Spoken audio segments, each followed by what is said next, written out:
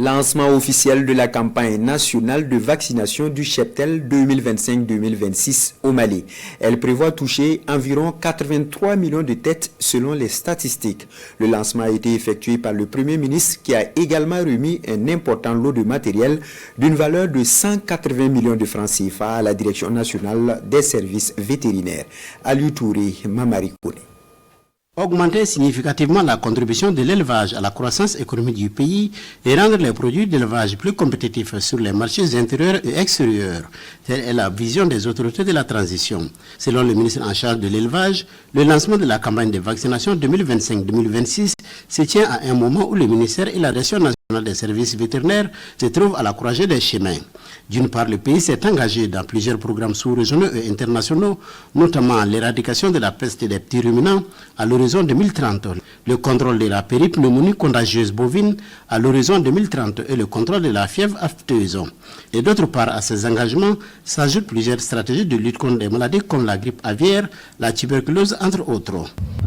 Pour la campagne 2025-2026, les projections sont de l'ordre de 83 millions de têtes à vacciner, toutes espèces confondues, contre différentes maladies. Ces projections sont en parfaite harmonie avec les différents engagements de notre pays sur le plan sous-régional et mondial. Au nom du président de la transition, chef de l'État, parrain de cette campagne, le Premier ministre, chef du gouvernement, a inoculé la première dose de vaccin à un taureau.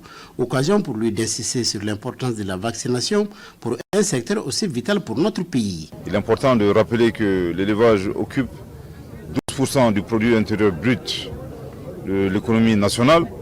Donc il est tout à fait important de s'y atteler, de s'y intéresser.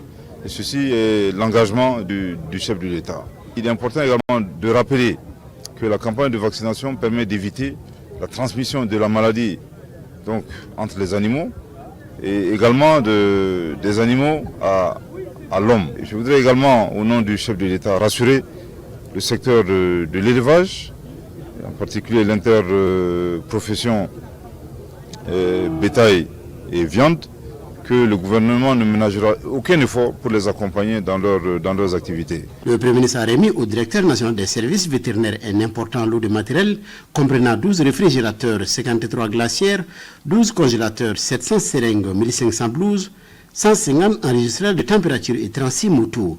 Les donations qui s'élèvent à 180 749 000 francs CFA sont financées par le budget national, le PRAPS, le recensement général agricole et le projet d'appui au renforcement de la résilience des communautés de base.